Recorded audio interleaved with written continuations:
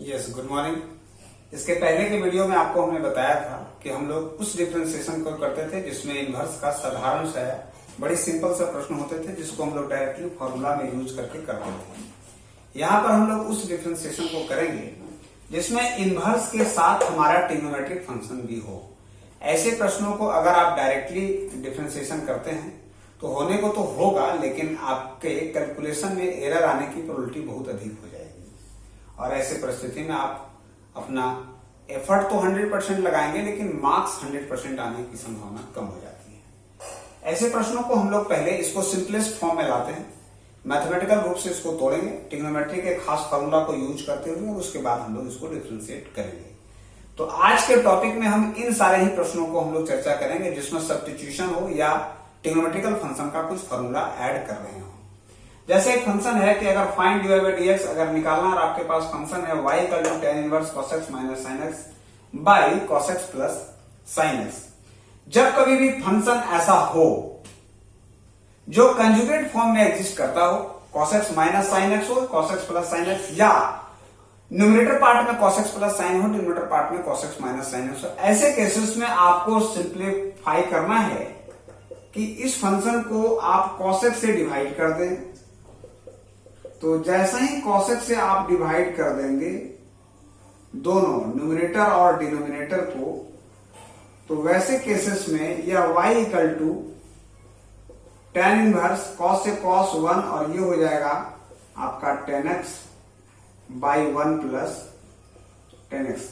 ध्यान रखेंगे जब कभी भी ये आए तो इसको हम लोग यूज करते हैं, 1 को लिखते हैं tan pi by 4 minus tan x by 1 plus, यहां कुछ नहीं तो 1 मान लेंगे और इसको यूज करेंगे tan pi by 4 into tan x। So y equal to मिलेगा tan इनवर्स, और ये हमारा फॉर्मूला है tan a minus b 1 plus tan a plus b, तो ये हमारा आ जाएगा tan pi by 4 minus x, और according to the inverse cancel हो जाएगा। सो y इक्वल टू हो जाएगा pi by 4 minus x। So this implies अगर आप dy बाई dx करते हो तो constant minus 1 that equal to minus 1। तो ये देखिए ये आपके पास आपको मिलेगा।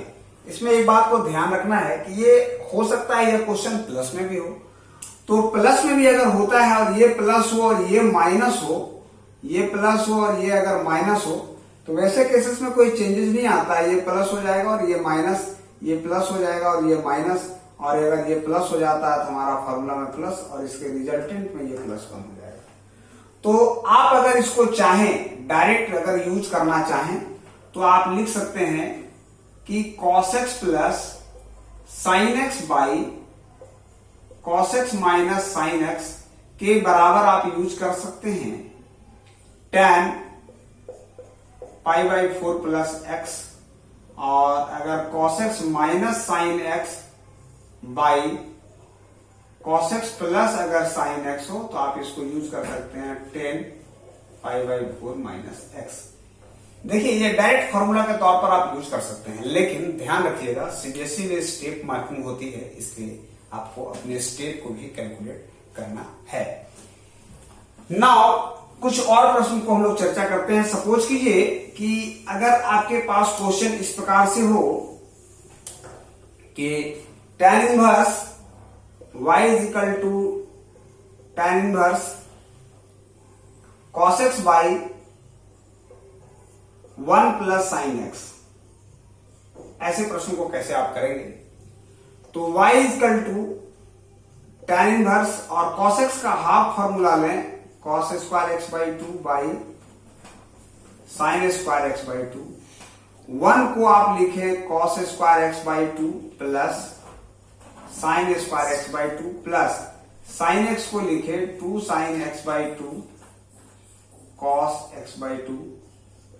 सो y equal to tan inverse ये हो जाएगा cos x by 2 minus sin x by 2 और cos x by 2 plus sin x by 2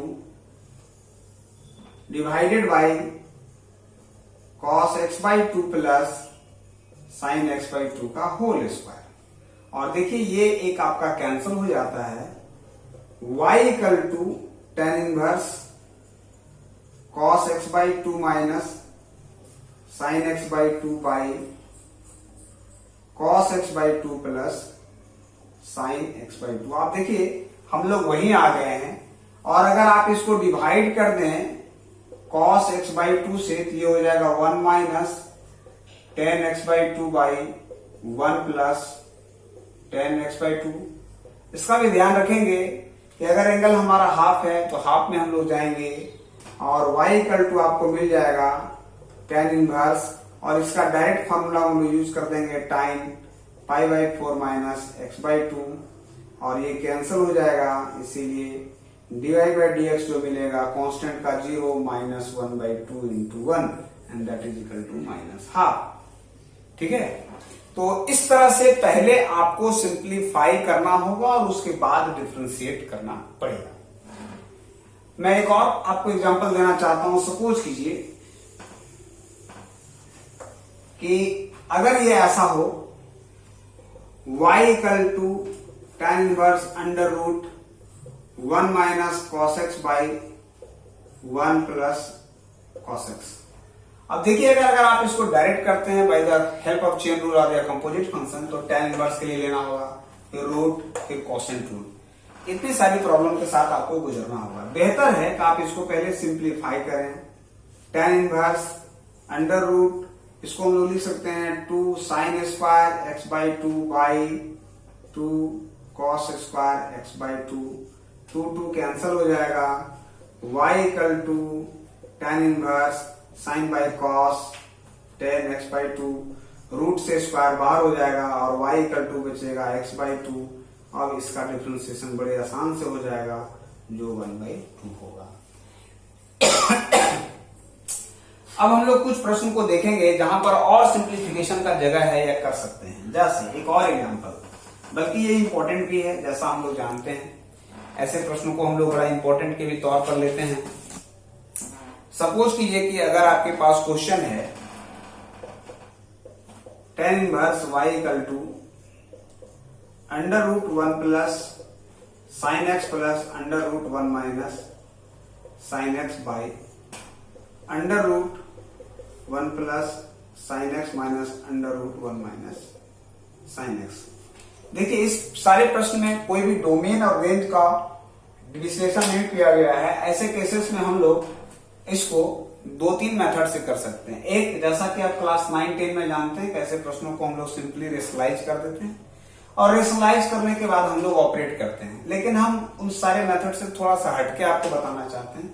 आप पहले सिंप्लीफाई कर लें कि under root 1 plus sin x का वैल्यू क्या होगा।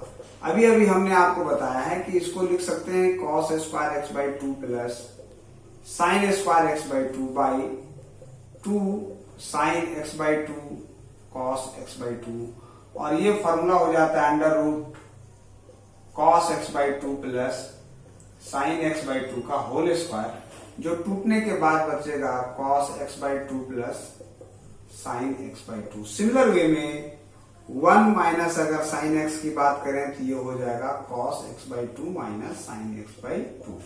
बिना रेशनलाइज किए हुए हम लोग सॉल्व करेंगे तब।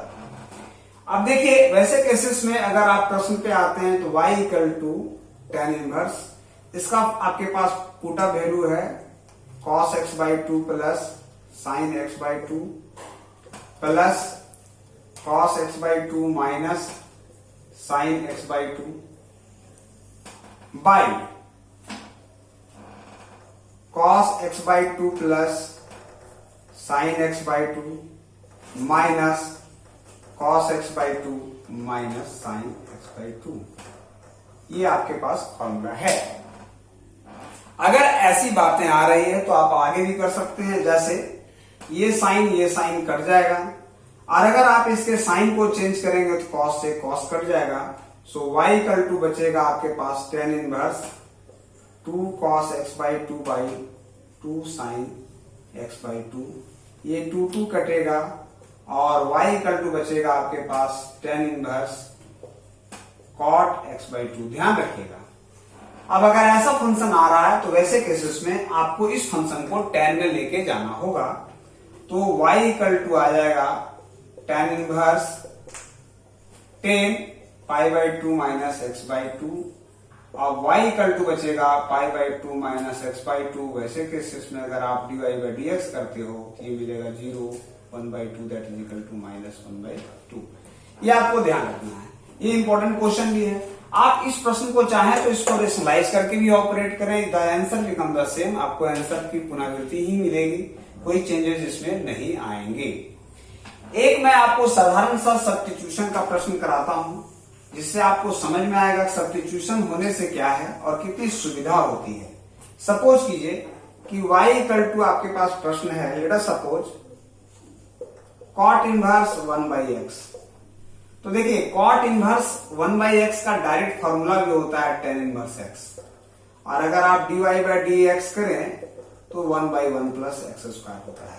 लेकिन अगर सब्स्टिट्यूट करें कि let put x equal to tan theta, ऐसा मान लेते हैं, तो वैसे केसेस में थीटा इक्वल टू आपको मिलेगा tan inverse x। So y equal to cot 1 by tan theta हो जाएगा, और y equal to cot inverse ये हो जाएगा cot थीटा, और y इक्वल टू हो जाएगा theta, but theta is tan inverse x। So वैसे केसेस में अगर आप जाएं तो dy बाई dx बराबर 1 बाई 1 प्लस एक्स स्क्वायर। अब आपके मन में एक प्रश्न आ रहा होगा कि सर ये डायरेक्ट हो रहा है तो आप इतना इनडायरेक्ट क्यों कर रहे हैं? जी नहीं, मैं समझाने का प्रयास कर रहा हूं कि सब्स्टिट्यूशन से हमारे बड़े बड़े प्रश्नों को किया जा सकता है। इसके आगे के वीडियो में मैं सब्स्टिट्यूशन का और भी सारे प्रश्न लेकर आऊंगा। तब तक के लिए आप इन प्रश्नों की पुनरावृत्ति अच्छी तरीके से कर सकते हैं। घर पे रहें, सुरक्षित रहें। धन्यवाद।